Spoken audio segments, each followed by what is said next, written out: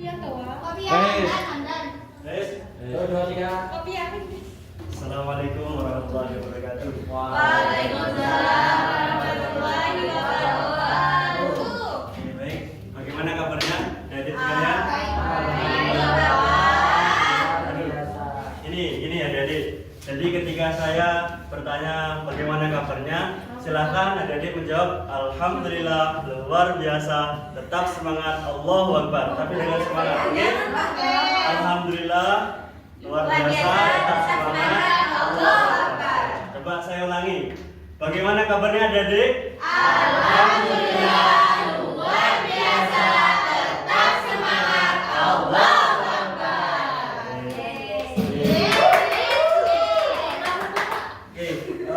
Sebelum kita mulai mata pelajaran fikih pada kelas 7 ini, di sini coba ketua kelas silahkan untuk memimpin doa terlebih dahulu. Silahkan. Mas Umar, silakan Mas Umar. Sebelum memulai pelajaran pada pagi hari ini, mari kita berdoa terlebih dahulu. Berdoa menurut kepercayaan dan keyakinan masing-masing. Dimulai.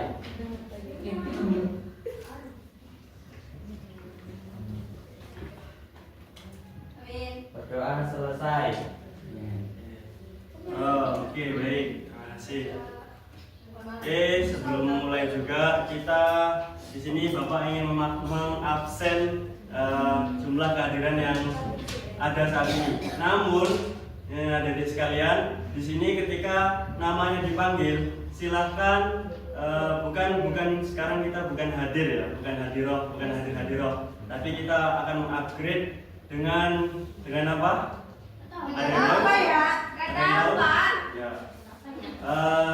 Adik-adik sekalian bisa dengan melambaikan tangan dan menyuarakan dengan bentuk suara hewan, terserah apa saja. Siap? Coba. Dan hewan yang sudah disuarakan tidak boleh disuarakan lagi. Ini sebagai tantangan. Karena kan kita sudah biasa ya, sudah kenal. Masa apa? Harus hadir semuanya. Kita harus upgrade. Oke. Mulai dari Mbak Salwa Maulani.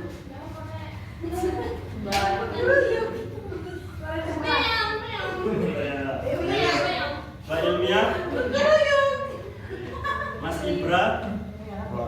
Mas Imam.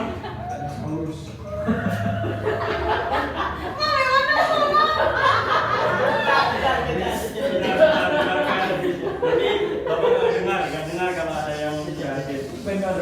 Sampai mana tadi Mas Imam ya? Mas Umar. Terus Mas Hakim. Mendengar ya. Sorry Pak ini.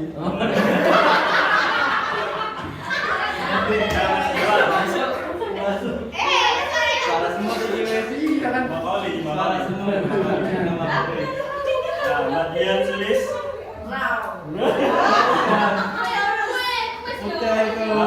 Belum. Jadi ada Mas Rifa.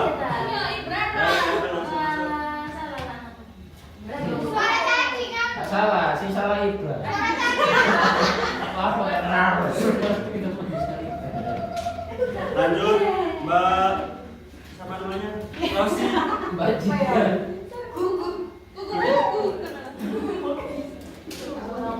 Mbak Imayu.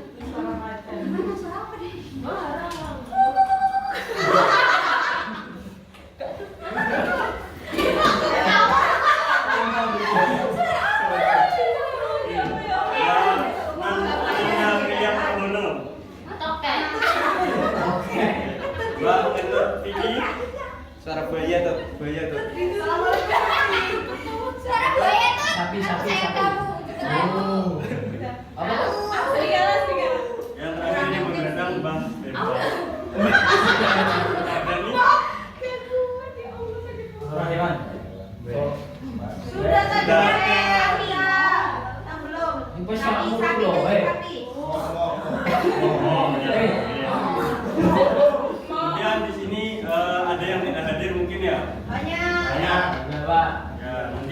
tertarik ditulis. Oke, baik.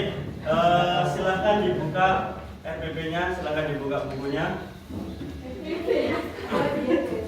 KKS Pak. Oke.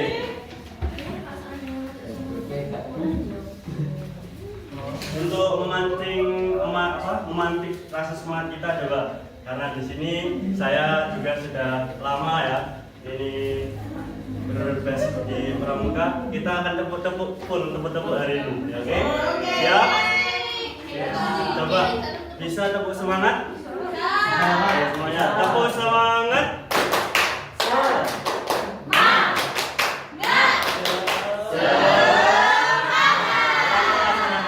Yang saya dengar itu cuma 2 orang ini yang bunyi itu. Ya, coba. Ulangi lagi sekali lagi. Tepuk semangat.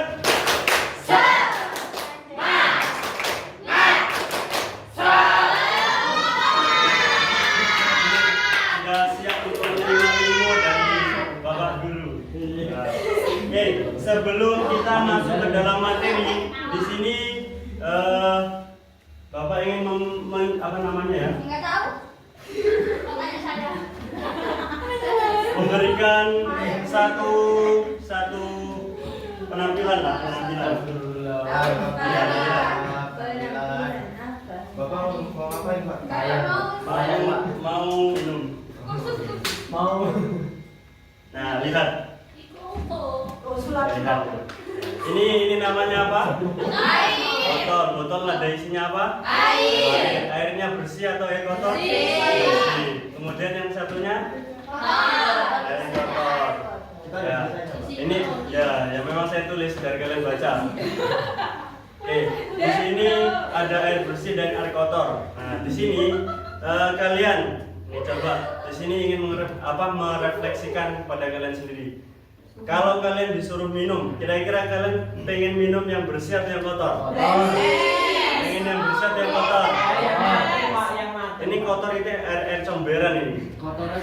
Kalau yang ini air bersih dari Gunung Arjuna. Nah, coba yang kompak. Air yang bersih atau air yang kotor? Kopi. Air yang bersih ya. Kalau ini air comberan. Nah, ulang. Terus misalkan juga di sini silahkan diimajinasikan. Kalau kalian mau pergi ke rumah teman, kalau kalian mau pergi ke guru, dosen, atau mungkin bahkan kalian mau ke pacar ya, mau pacar atau mau date, tuh kira-kira kalian itu pengennya pakai baju yang kusut, terus kumuh, terus kotor, bau, atau pengen baju yang bersih, wangi, dan rapi? Saya tidak memasak. Aduh, sayang sekali gak punya pacar. Maksudnya apa? Ada yang bisa menarik kesimpulan apa enggak?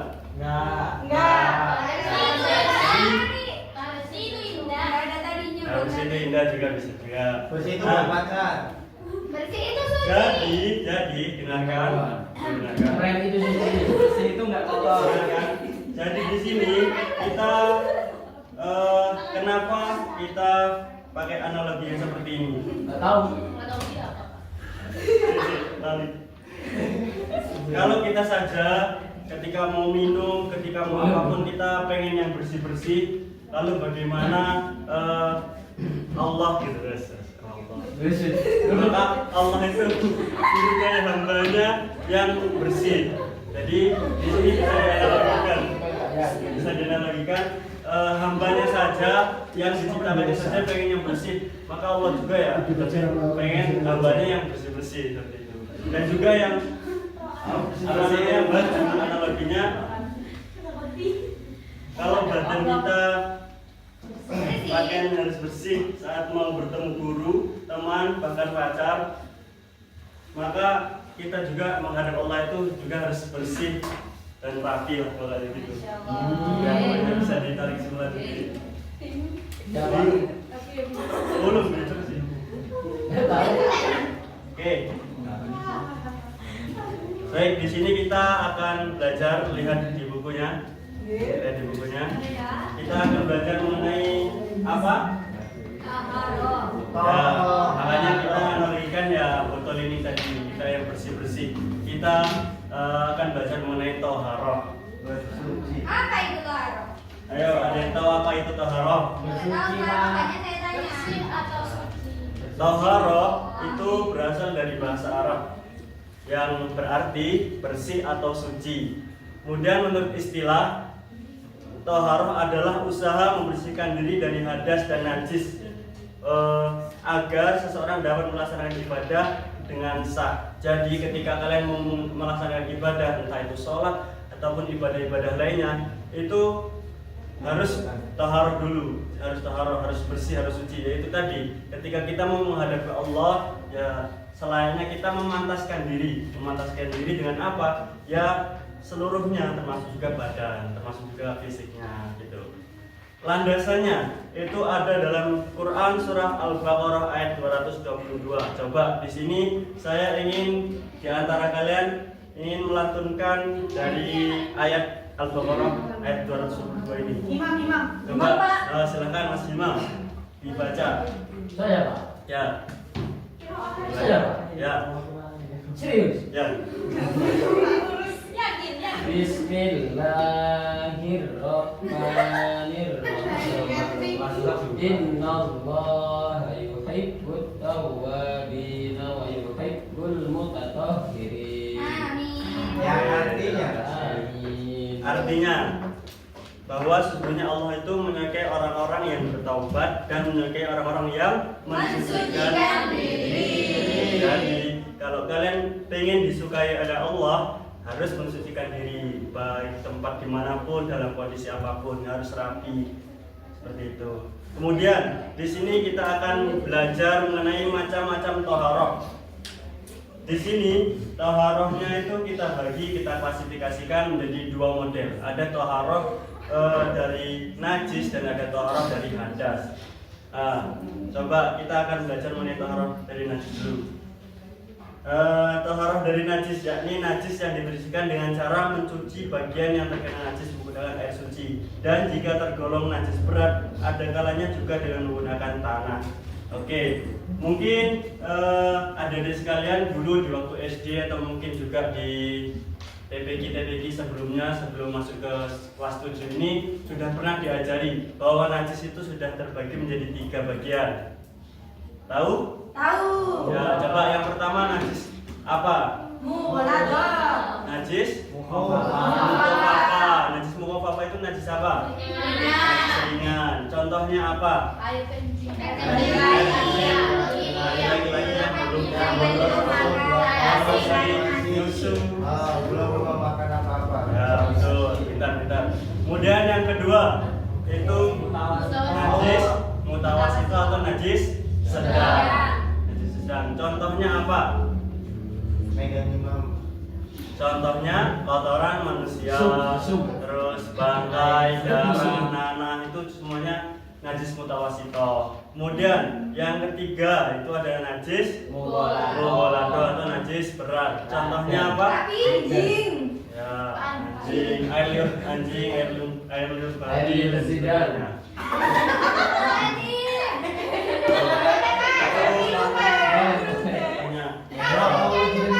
Cara membersihkan najis mukhafafa bagaimana? Dengan membersihkan air.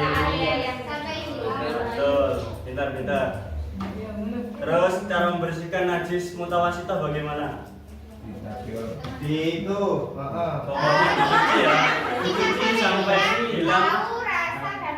Oke, pintar, bagus. Berarti udah pintar-pintar semua ini. Kemudian yang terakhir coba najis mughaladhah ini yang berat nih gimana?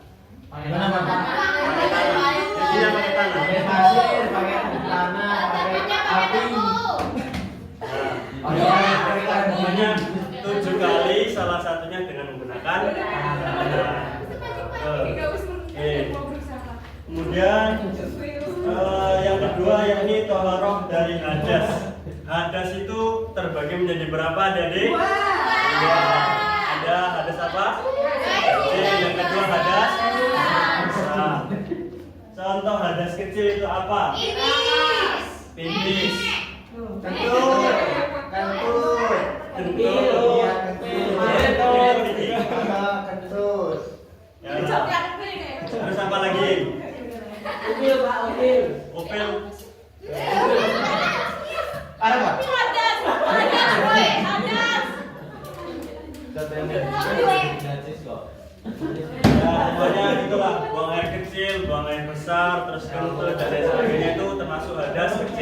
Coba yang kalau yang hadas besar itu contohnya apa? Air, nifas, terus junub. Ya dia junub.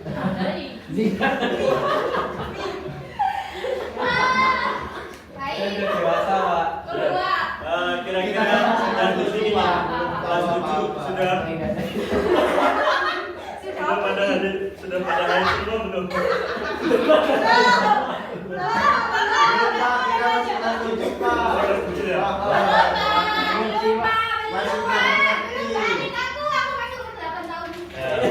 Kelas 7 ya? Ya nanti kalau sudah tahu gimana haid, nanti harus wajib tahu gimana cara mensucikan dengan ya Gimana tuh Pak? kalau yang hadas kecil itu cara mensucikannya dengan berwudu. Tapi kalau hadas besar mensucikannya dengan mandi apa? Mandi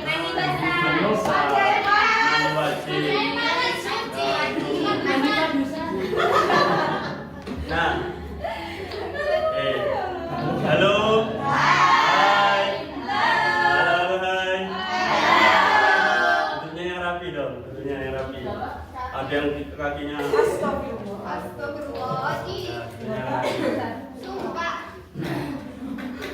Apa ini?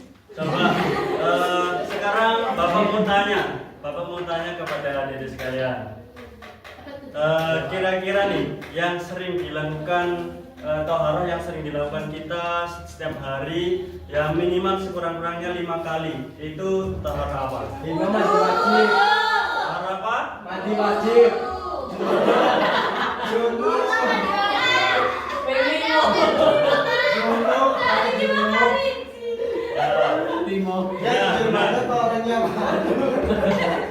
Yang sering dilakukan kita berulang-ulang kali minimal 5 kali itu adalah toharoh wudu.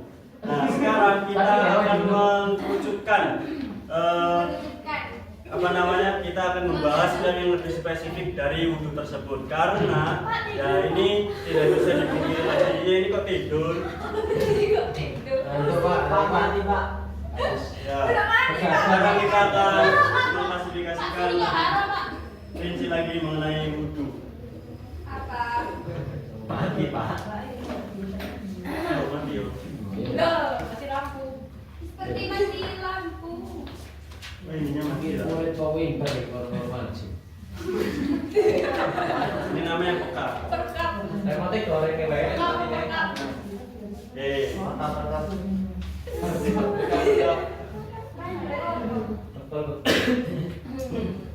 Apa itu wudu? Kira-kira ada yang tahu nggak wudu itu apa? Tadi kita bahas wudu. Wudu itu apa sih? Coba baca bareng-bareng.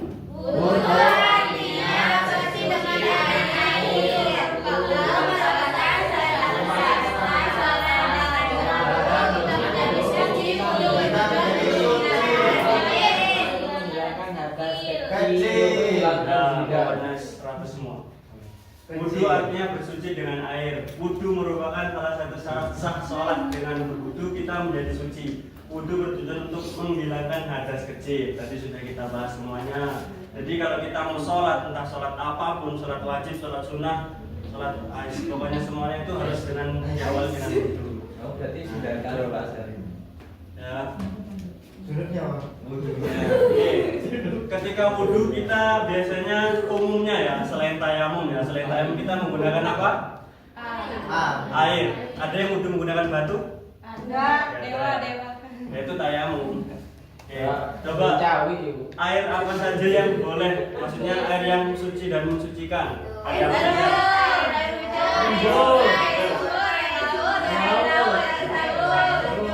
Air. Itu semuanya boleh untuk berwudu karena itu apa namanya air yang suci dan mensucikan. Itu tadi harus hafal ya. Ini nanti Bapak cek pokoknya semuanya. Oke, setelah kita tahu apa itu wudu, maka di sini kita akan mempelajari mengenai syarat-syarat.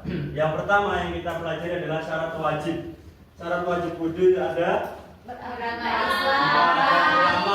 beragama Islam.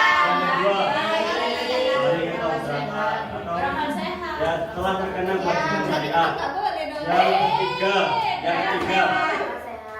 Yang keempat dan Akan melaksanakan ibadah yang mensyaratkan kesucian seperti sholat. biasanya Pak, Dewa di poin ketiga nggak ada, berarti nggak wajib wudhu dia, Pak. ya kalau misalkan gila gimana? Ayo. Nah itu Gila. nggak terkenakan syarat lagi. Aku pengen wudhu tapi gak harus Oke. sholat. Lanjut. Yang kedua kita akan pelajari mengenai syarat sah. Setelah kita mempelajari syarat wajib tadi ada 4 elemen. Yang kedua kita akan mempelajari syarat sah. Terkait tentang sahnya wudhu itu gimana sih? Nah yang pertama itu ada menggunakan air yang suci dan mensucikan. Tadi ada 9 atau berapa tadi? Nah, Lupa. air hujan, air sumur dan lain sebagainya. Kemudian yang kedua itu ada sudah tamyiz atau mampu membedakan baik dan buruk.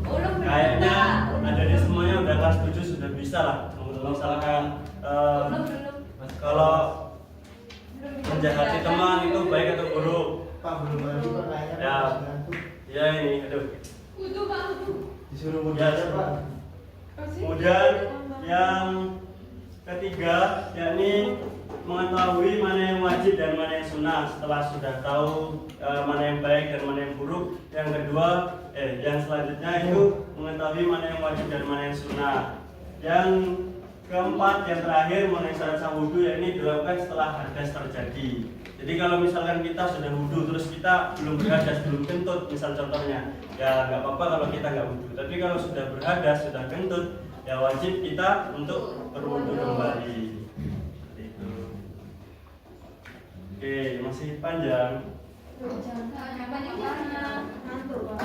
Ngantuk.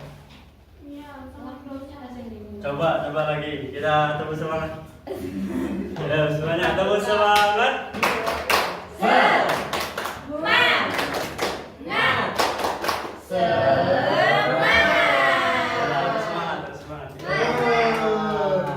Oke, coba dibaca yang ngantuk Mbak Ilmi. Terus wudhu. Itu tuh. Ya. Rukun wudhu. Rukun wudhu, mari kita pelajari rukun wudhu.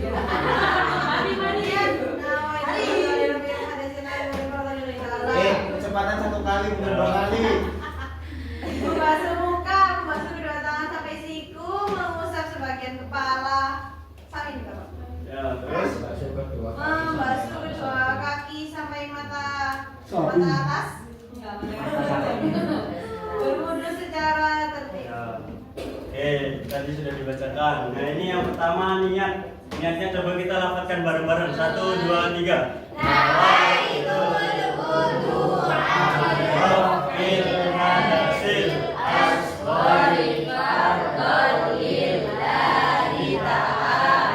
Niatnya itu coba ketika apa? Ketika membasuh muka. Oke, yang kedua membasuh muka tadi sudah. Kemudian yang ketiga membasuh kedua tangan sampai ke siku. Nah, jadi harus tuh karena kita di Indonesia mayoritasnya mazhab Syafi'i, yaitu harus sampai siku. Kalau nggak punya tangan gimana, Pak? Kalau nggak punya tangan, ya Ya, bisa kalau pinjam tangannya orang. Oke, yang selanjutnya yakni mengusap sebagian kepala. Nah, kepalanya mana kepalanya? Nah, sebagian kepala. Maksudnya sebagian kepala bukan kepala di sini enggak, tapi rambutnya ya.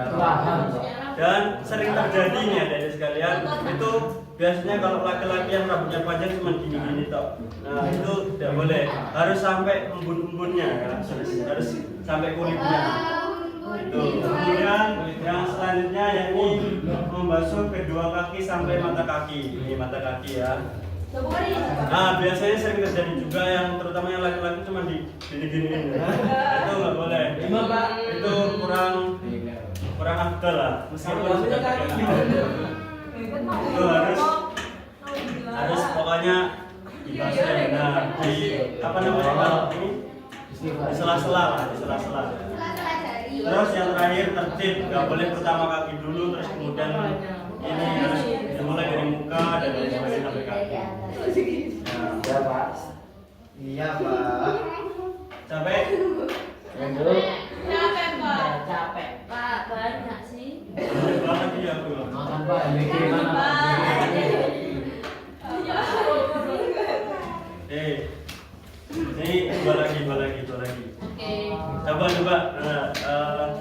biar nggak boring. Semuanya berdiri. Semuanya berdiri.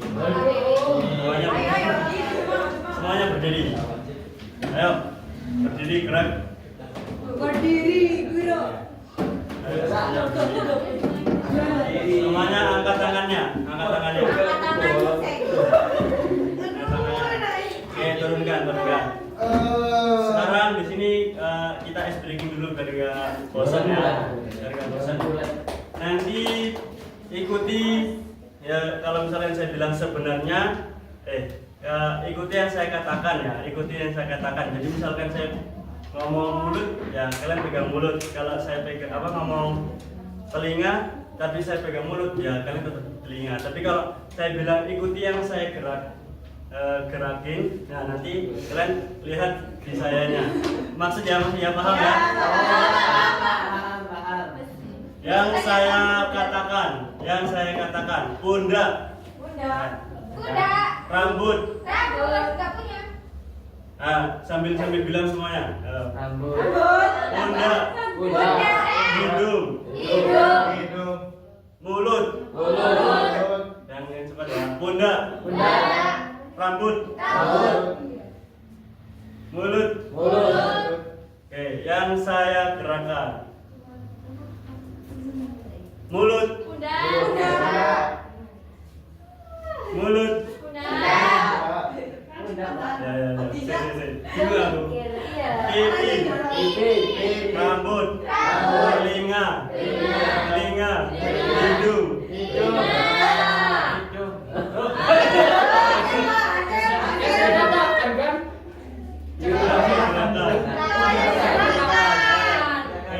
Cepat. Ini kan apa ya? Kepala, pundak, lutut, kaki, pundak. Kuping. Apa ini, Kak?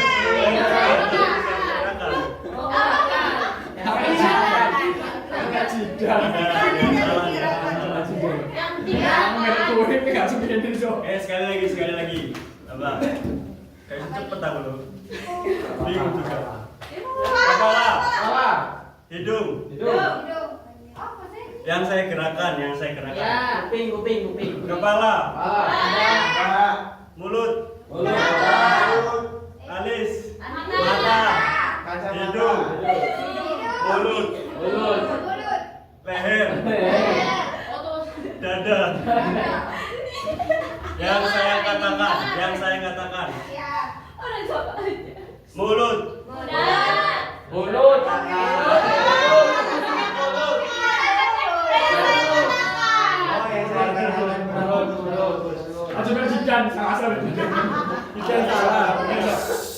Fokus. Telinga, pundak, leher, telinga. Jidan.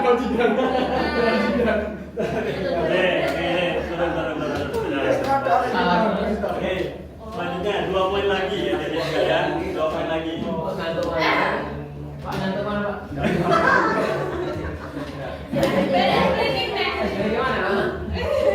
Pak. Oke, yang selanjutnya kita akan bahas mengenai sunnah wudhu. Ada banyak sekali. Jadi tadi itu kan yang rukun-rukunnya. Di sini kita akan belajar mengenai sunnahnya. Yang pertama yaitu membaca basmalah sambil cuci tangan. Ya. Basmalah. Yang kedua mencuci kedua telapak tangan. Yang ketiga kumur-kumur. Yang keempat yakni membersihkan lubang hidung. Mana hidungnya? Bukan hidungnya yang dibersihkan tapi lubangnya. Kalau ada upilnya, ada umbelnya, nanti dibersihkan. Kemudian yang selanjutnya yakni mengusap seluruh kepala. Nah, itu sunnah dalam mazhab Maliki. Kemudian yang selanjutnya mengusap kedua telinganya itu ya diusap. Kemudian yang selanjutnya membasuh atau mengusap anggota badan sebanyak 3 kali. Jadi yang tadi dari mulai awal sampai akhir itu sunnahnya selama sebanyak 3 kali. Terus mendahulukan anggota badan yang kanan. Kanan mana kanan? Ini kanan ya. Ya, kanan, jangan yang kiri dulu. Kita sunahnya itu pokoknya apapun dengan tangan kanan. Masuk makan dan lain Duh, sebagainya. Jeding. Ya, kecuali. Terus setelah terakhir yang ini membaca doa setelah wudu. Waduh. Asyhadu an la ilaha illallah. Oke, terakhir nih. Poin yang terakhir ini hal-hal yang membatalkan wudu. Banyak sekali. Yang pertama tadi sudah kentut ya. Buang air kecil dan besar, tipis itu untuk berak.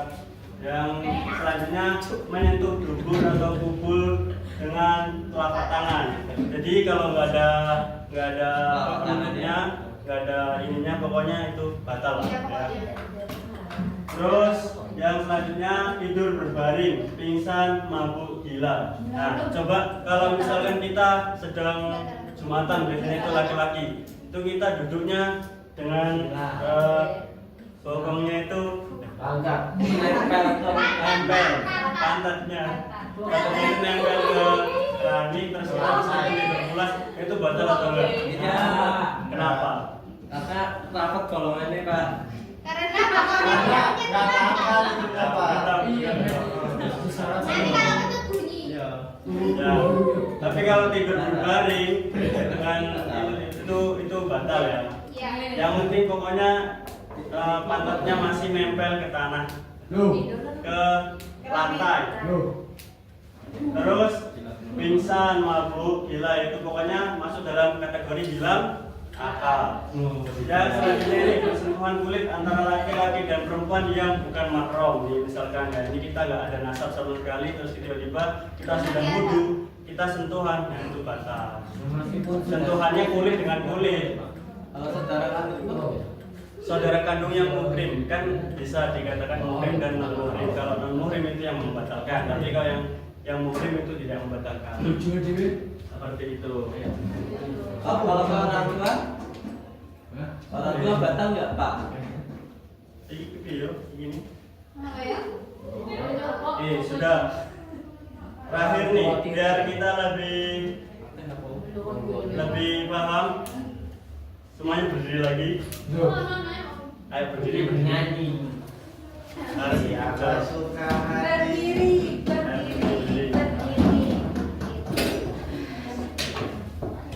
Kita praktekkan semuanya model-model bentuknya. Ayo, mulai dari apa? Kepala, baca bismillah. Enggak. Pertama, Lihat. niat. Oh iya. Bener kepala dasar dulu.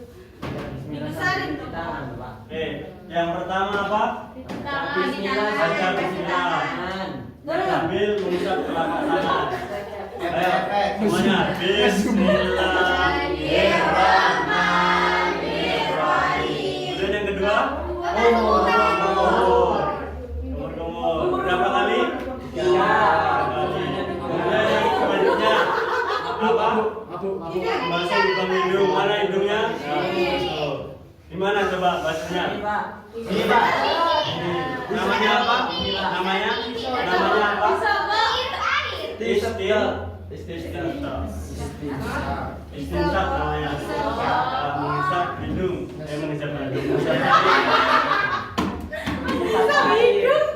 Mengisap Dan yang selanjutnya yakni membasuh muka disertai dengan niat. Nah, tadi niatnya ayo.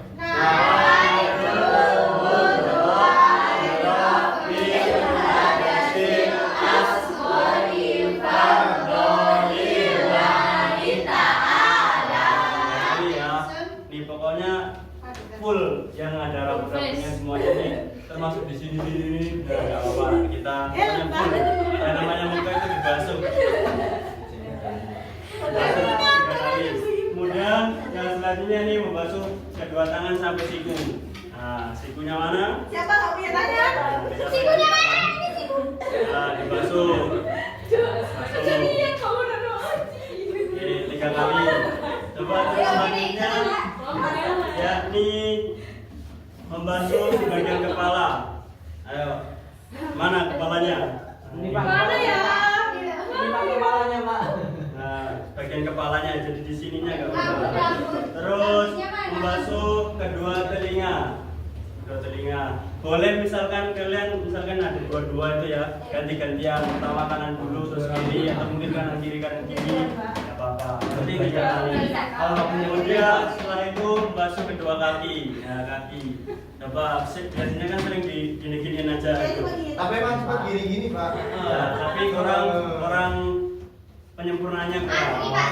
Basuhkan. Jadi basuh ya di sela-sela ini pokoknya semuanya biar bersih. Misalkan ada yang habis nyisiin ikan lah dan lain sebagainya, jadi sisi-sisinya pada hilang semua atau mungkin bekas tanah dan lain sebagainya itu bisa hilang.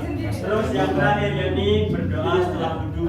Coba berdoa setelah wudhu yuk. 1, 2, 3. Bismillahirrahmanirrahim. Asyhadu an la ilaha illallah wahdahu la syarika lahu wa asyhadu anna Muhammadan abduhu wa rasuluhu. Allahumma ij'alni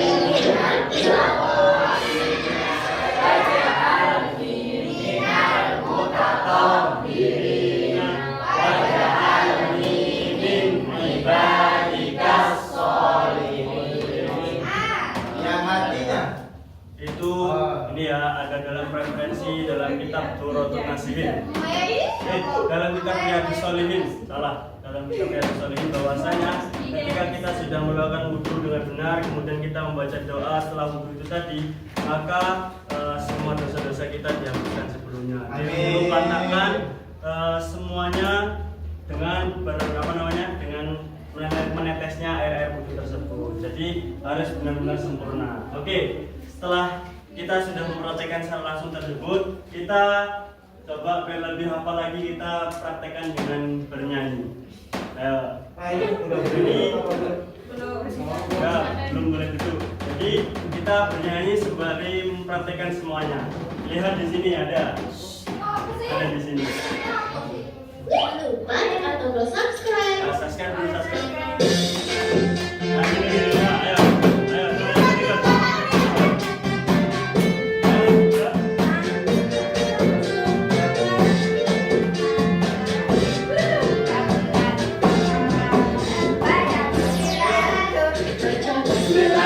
Cuci tangan, basuh hidung, basuh muka, tangan sampai ke siku, kepala dan telinga, cuci kaki lalu doa.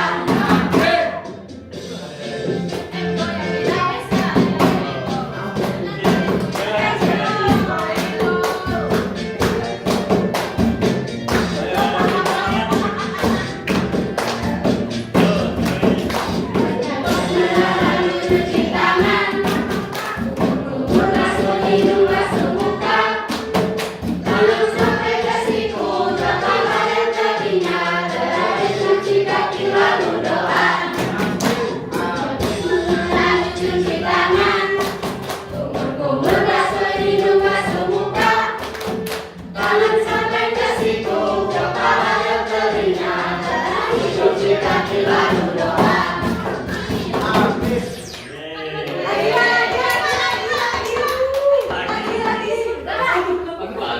Oke, sekali lagi. Semuanya semangat.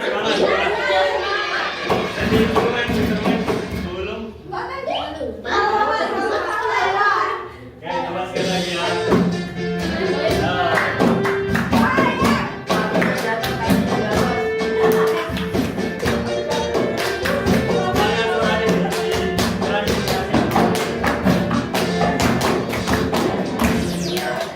Baca bismillah lalu cuci tangan, kumur basuh hidung, basuh muka,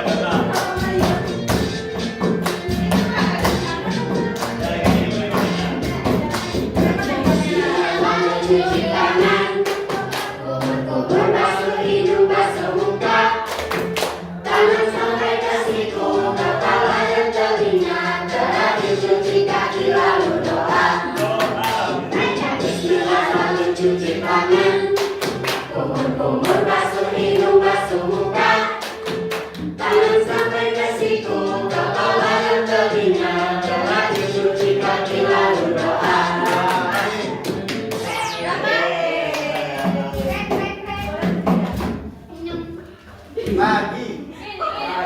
Lagi. Gila. Wes. Gila. Tapi dia teman-teman.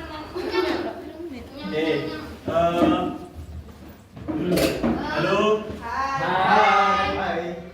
Setelah kita tadi sudah mempelajari mengenai toharoh dulu, tahu terus kita tahu bagaimana bersuci itu, terus kemudian kita lebih mengerucutkan lagi kepada yang setiap hari kita lakukan toharohnya, yaitu toharoh wudhu. Harapannya ke depan, Bapak nggak mau lagi lihat adik-adik sekalian ketika dimanapun, ketika di masjid ataupun ketika mau sholat apapun, ketika wudhu itu yang nggak sempurna, harus sempurna mungkin, harus sesempurna mungkin, harus yang jangan terlalu terburu-buru, kita pelan-pelan saja. Coba di Yes. dunia ini tidak ada yang sempurna. Ya. Allah. Tapi Sempurna. Yes. Gimana ya? Oke, baik. Sampai sini mungkin ada yang bertanyakan terkait tentang Tidak. toharoh, terkait tentang wudhu. Ada? Sudah. Nggak ada. Oke, kalau nggak ada, berarti materi kita cukupkan sampai di sini.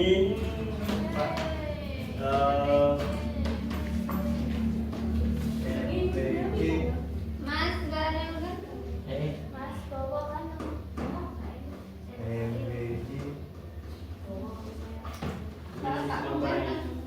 Oh, belum. Oh, buset. Masih ada Iya, ini masih ada hikmahnya. Tadi Ambil kita kan hikmahnya sudah aja. prakteknya. Nah, sekarang kita akhir hikmahnya.